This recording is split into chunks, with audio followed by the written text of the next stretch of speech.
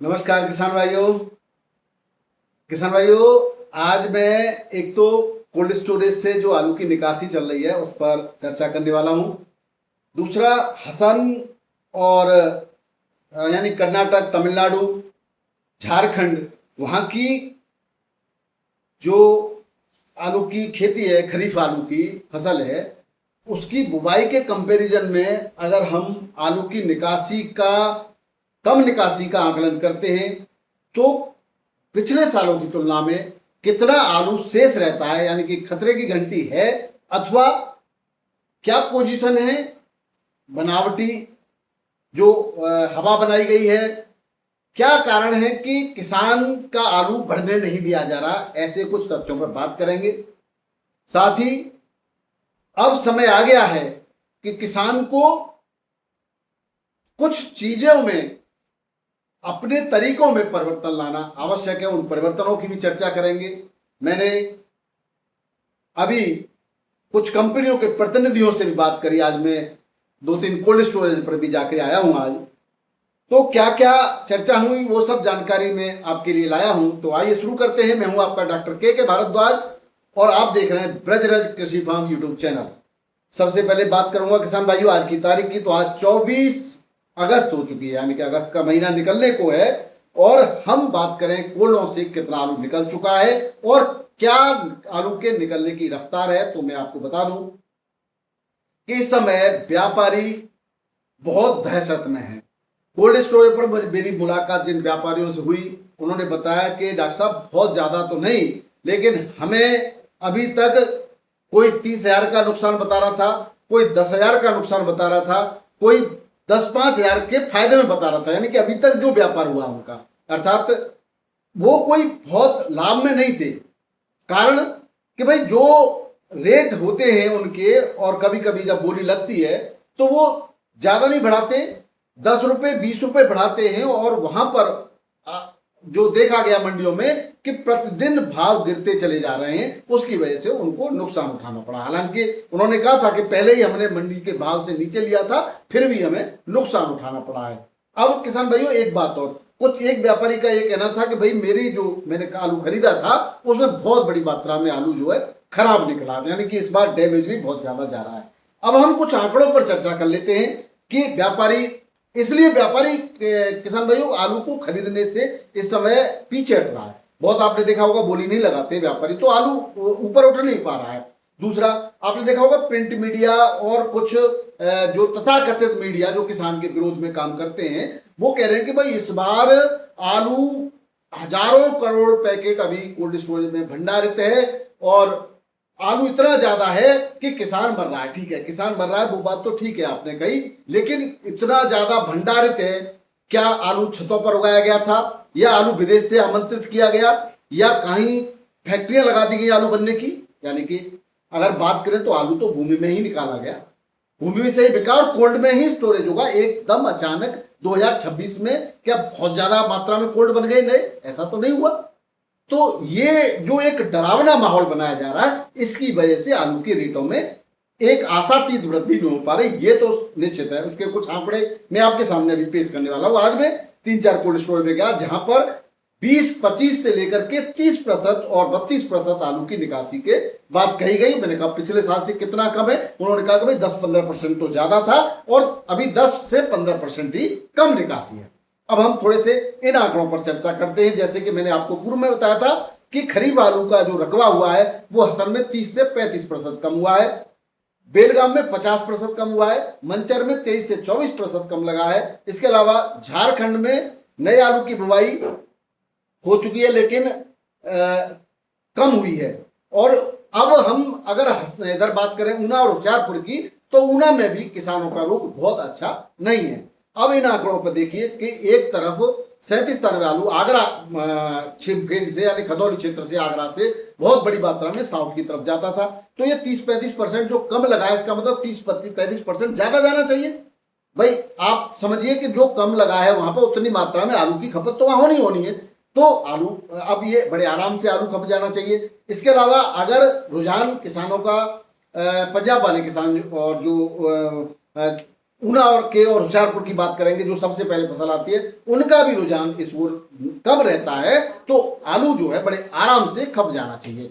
ऐसी परिस्थिति में किसान भाइयों, आलू की जो मिट्टी खराब करने यानी नीचा गिराने की जो अफवाहें लगातार उड़ाई जा रही हैं, इसमें बहुत सारी चीजें हैं, बहुत सारे फैक्टर्स काम करते हैं। वो कहीं ना कहीं मनोबल को गिराने और किसान का जो माल है वो कम से कम दरों पर खरीदने की साजिश रची जा रही है। अब बात करें किसान भाइयों के, भाई कोल्ड स्टोरेज से आलू निकला नहीं, जमा आलू है, ये जो चर्चा है, इन पर चर्चा करें तो आपने देखा होगा कि मंडियों में जितनी बिक्री हुई अभी तक की, किसी भी मंडी को ले ले, उसके सापेक्ष पर्याप्त आलू पहुंचा। अगर नहीं पहुंचा होता तो रेट डिमांड एंड सप्लाई का रूल तो सब जगह लागू है, रेट भी आसमान छू गए होते। आज भी हम बात करें तो दिल्ली में 145 गाड़ी, कानपुर में 40-45 गाड़ी, यानी छोटी छोटी मंडियों में भी बहुत सारी गाड़ी है, उसके आसपास बाराबंकी ले लें और अन्य आगरा की मंडी भी देख लें, कोई मंडी ऐसी नहीं है जहां पर बिक्री के लिए डिमांड और चाहिए, यानी कि आलू खत्म हो जाए और ग्राहक आलू बिना खरीदे रह जाए, ऐसी एक भी जगह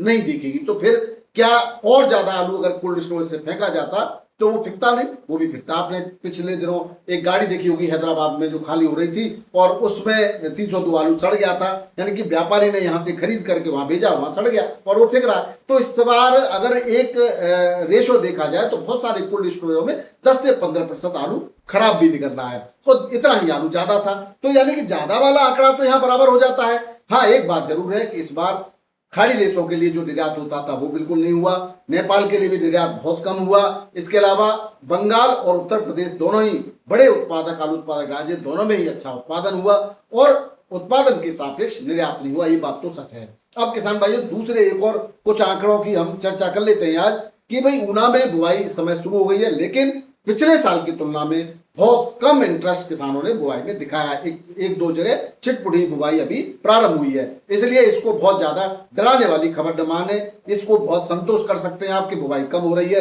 होशियारपुर में भी बुआई शुरू हो जाएगी, इसके लिए किसानों ने बीज की निकासी यानी बीज कोल्ड स्टोर से निकालना प्रारंभ कर दिया है।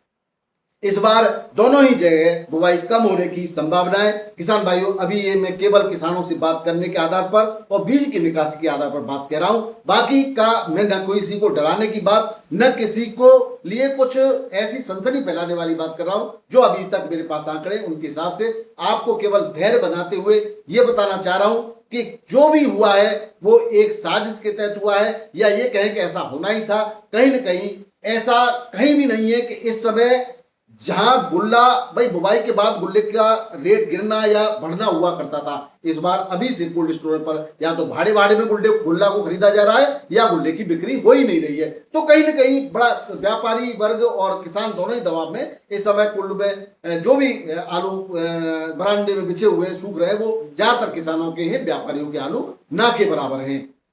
अब बात करता हूं मैं किसान भाइयों थोड़ा सा अपने देश से हट करके। फ्रांस ने खाने योग्य आलू की खेती में कमी की है। 2025 में 1,92,099 हेक्टेयर का रकबा है था, जो कि अब 1,73,415 हेक्टेयर है, यानी कि 9.7% का रकबा यहां पर कम हुआ है खाने वाले आलू में। इसका मतलब यह है कि खाने वाले आलू का विदेशों में भी इस समय आलू की बहुतायत थी, इसलिए रकबा कम किया। लेकिन रूस में आलू की फसल में कीटनाशकों का स्तर खतरनाक लेवल से ज्यादा पाया गया, तो उसके लिए वहां पर जो खाद्य विभाग है उसने चेतावनी जारी की। अब हम बात करें रूस के आलू स्टोर की, तो रूस में 2.5 से 3 मिलियन टन आलू का स्टोरेज कम हुआ है, भंडारण कम है। और यहां पर किसान भाइयों परंपरागत तौर पर अजरबैजान और बेलारूस से आलू की सप्लाई हुआ करती थी, जिसको पीछे पछाड़ते हुए चीन ने आलू की सप्लाई यहां पर बढ़ा दी है। पाकिस्तान से भी मैंने आपको पिछले दिनों में बताया था रूस के लिए आलू गया है। तो क्या हमारी संवेदनहीन सरकार, जो पारंपरिक मित्र रूस को, अपने यहां से आलू नहीं भेज सकती थी? इस स्तर पर कोई शायद प्रयास किया ही नहीं गया। यह भी एक किसानों की बर्बादी का कारण है। लेकिन ये भारत को सबसे बड़ा झटका कहा जा सकता है।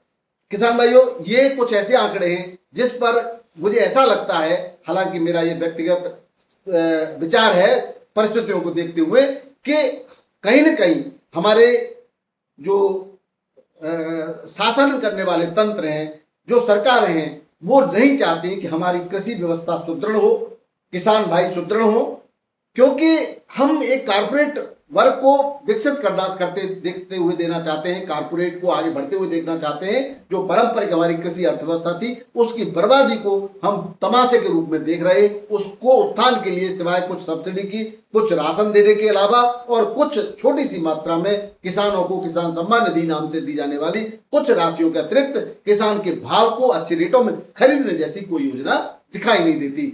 अब बात करें हम इस समय चीनी के भावों की, तो चीनी के भाव 65 से 68 रुपए किलो तक पहुंच रहे हैं, जबकि गन्ना किसानों को आलू गन्ना का क्या मूल्य मिला ये आप हम सबसे कोई छिपा हुआ नहीं है। वो भी आज भी गन्ना का मूल्य वहीं, आज जब कारपोरेट वर्ग के पास चीनी है तो उसके दाम आसमान छू रहे हैं। चाहे वो एथेनॉल बनाने के लिए गन्ने का प्रयोग माना जाए तो क्या गन्ना किसानों को अच्छा रेट मिलेगा, ये उम्मीद की जा सकती है? तो क्या गन्ना की खेती को प्रोत्साहन मिलेगा, इसकी उम्मीद की जा सकती है? मैं कहूंगा शायद अभी नहीं, क्योंकि स्टार्च से एथेनॉल बन सकता है और आलू हमारे बहुतायत में और फिकने कगार में, तो क्यों नहीं आलू से आपका इथेनॉल बनाने की प्रोसेसिंग प्रारंभ हुई?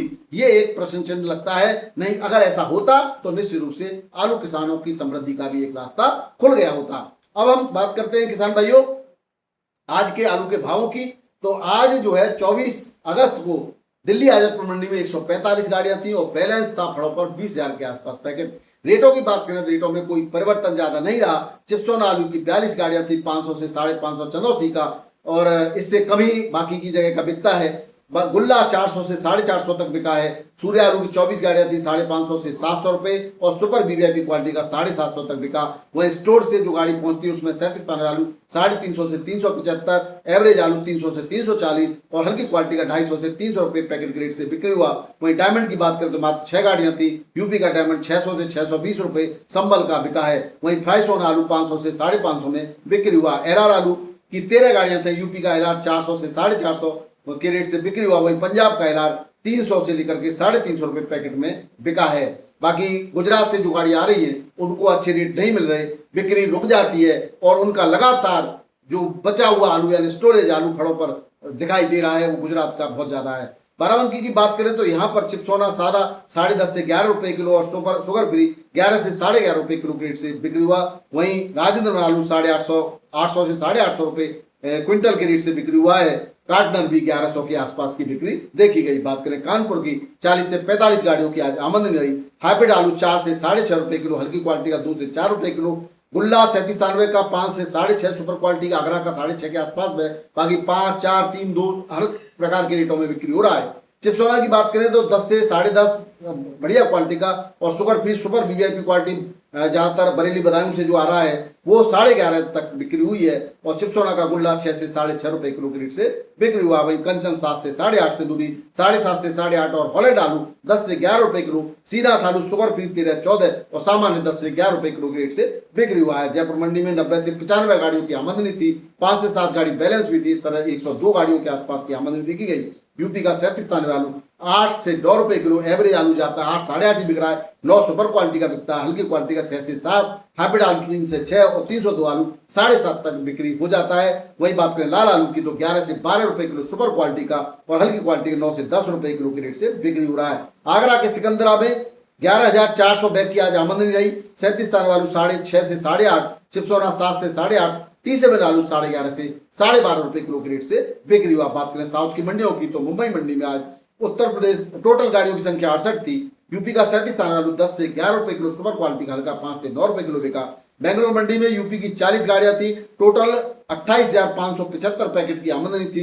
यूपी का 37 दाने आलू 13 से 14 रुपए किलो, हल्की क्वालिटी का 8 से 12 रुपए किलो। हसन का आलू 5,000 पैकेट आया जो 20 से 24 रुपए किलो के रेट से बिक्री हुआ। वहीं एवरेज क्वालिटी का आलू हल्का 14 से 19 रुपए किलो भी बिका है। वहीं बात करें चेन्नई की, यूपी की 13 गाड़ियों की आज आमदनी रही। 14 से 15 रुपए किलो के रेट से आलू सुपर क्वालिटी का बिका है। वहीं एवरेज आलू 10 से 13 रुपए किलो, हाइब्रिड आलू 6 से 9 रुपए किलो बिका। हसन की भी यहाँ 10 गाड़ियां थी, 300 350 पैकेट की एक गाड़ी के आसपास है और 25 से 28 रुपए किलो हसन का आलू बिक्री हुआ है। हैदराबाद की सिकंदराबाद मंडी की बात करें तो यहाँ पर यूपी की 45 गाड़ियों की आमदनी रही। 13 से 14 रुपए किलो और सुपर वीवीआईपी क्वालिटी का आलू 16 रुपए किलो तक बिक्री हुआ। 302 आलू और मेटापालम की बात करें तो यहाँ पर आगरा की 20 और गुजरात की 4 गाड़ी थी। 13 रुपए से लेकर के 19 रुपए किलो के आसपास दोनों जगह की क्वालिटी वाइज रेट रहे। तो ये थे किसान भाइयों आज के आलू के समाचार, आलू की स्थिति परिस्थिति पर चर्चा। मेरा यही कहना रहेगा कि अब आपको आलू से यानी कि जो भी आप वैकल्पिक आलू के अलावा वैकल्पिक खेती पर जरूर विचार करना चाहिए। मेरी आज प्राइवेट कंपनियों के प्रतिनिधियों से भी सरसों की बीज को लेकर के जो अर्ली टाइप की वैरायटी है उनको लेकर के चर्चा हुई है। बहुत जल्दी ही मैं एक समरी आपको बना करके देने वाला हूं, तो उसके लिए आप जरूर जुड़े रहिएगा। बहुत बहुत धन्यवाद, नमस्कार, सत श्री अकाल, राधे राधे, जय जवान जय किसान, आपका दिन मंगलमय।